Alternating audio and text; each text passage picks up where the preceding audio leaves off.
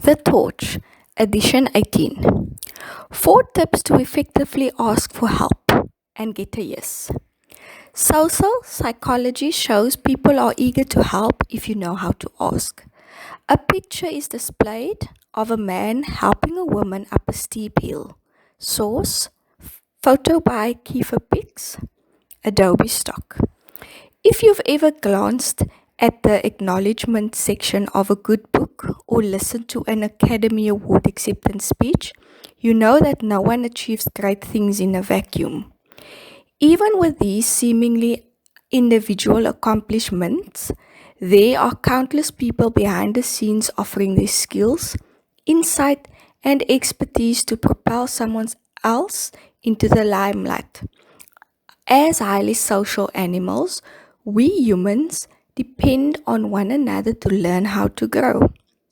What's more, research shows that helping others actually make us feel good and that generosity is likely an important evolutionary adaptation for our species.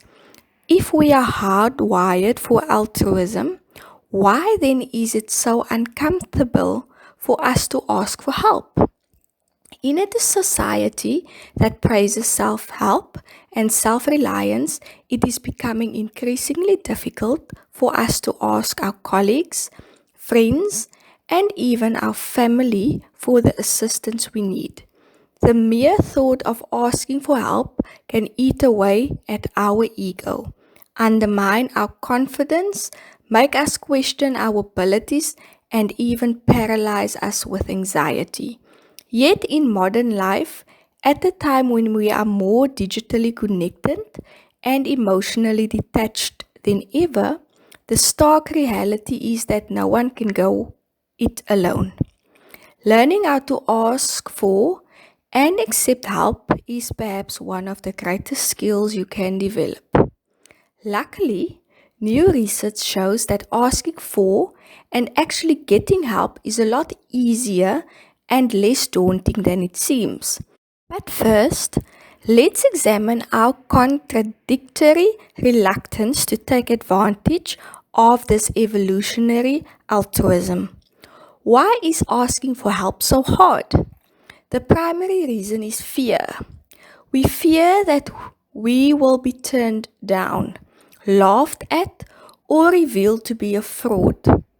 Though these fears are usually unfounded, we are loath to ask for help because the seemingly simple act carries a number of high social risks: rejection, vulnerability, diminished status, and the inherent relinquishing of control. In the face of these threats, fear overrides reason, and as studies in neuroscience show, this risk of emotional pain activates the same regions of the brain as physical pain. Another reason why asking for help seems so hard is that we are pretty terrible at articulating our needs in a way to someone can offer constructive aid. This is partially due to the cognitive bias that social psychologists call the illusion of transparency, or the mistaken belief that our feelings, thoughts, and needs are obvious to other people. Too often, we wait for someone to notice our telepathic plea for help and inevitably get frustrated when no one does. It should go without saying that in order to receive help, you often have to ask for it. The high stakes and awkwardness of asking in our highly individualistic culture pose obstacles for many of us. But the best way to get more comfortable asking for help is to get better at it. 4 tips to ask and get help. Here are some simple tips to empower you to effectively ask for the help you need and ensure that you get a yes in response to your thoughtful request. Number 1, be concise and specific. Asking for and offering help can only be productive under one crucial condition: clear communication. Try to communicate your request as clearly and concisely as possible. There is no need to over-explain. Simply describe what the task is, why it matters, and how the person you are asking can contribute. Try to be as specific as possible so they know exactly what it is they will need to do and can accurately judge how much time and energy the task will take. Furthermore, be willing to negotiate. Let them decide how much support they can offer and try to find a mutually beneficial solution. Number 2, don't apologize. Don't apologize for asking for help. No one gets excited about a task that the asker feels the need to apologize for. We all need help sometimes, and it's nothing to be ashamed of.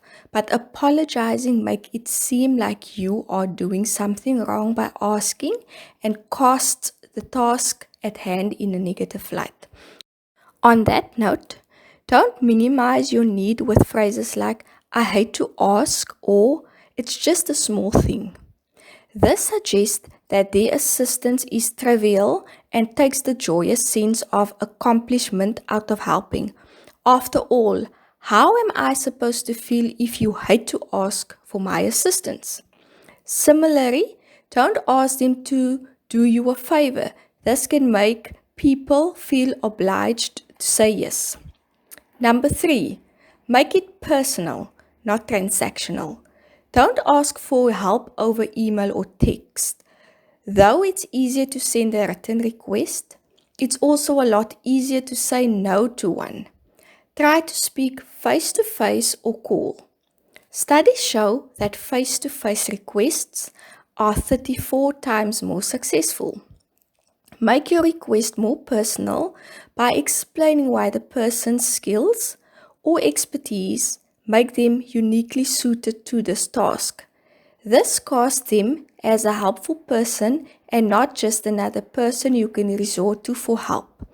Studies show that when people are asked to be a generous donor rather than simply asked to donate, they are more likely to say yes and donate larger sums.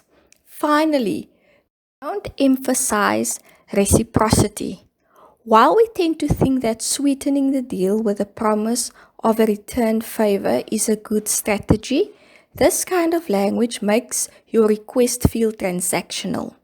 People don't like feeling indebted to others, and others are more likely to help you if you show genuine appreciation for their aid rather than assign their efforts a monetary value.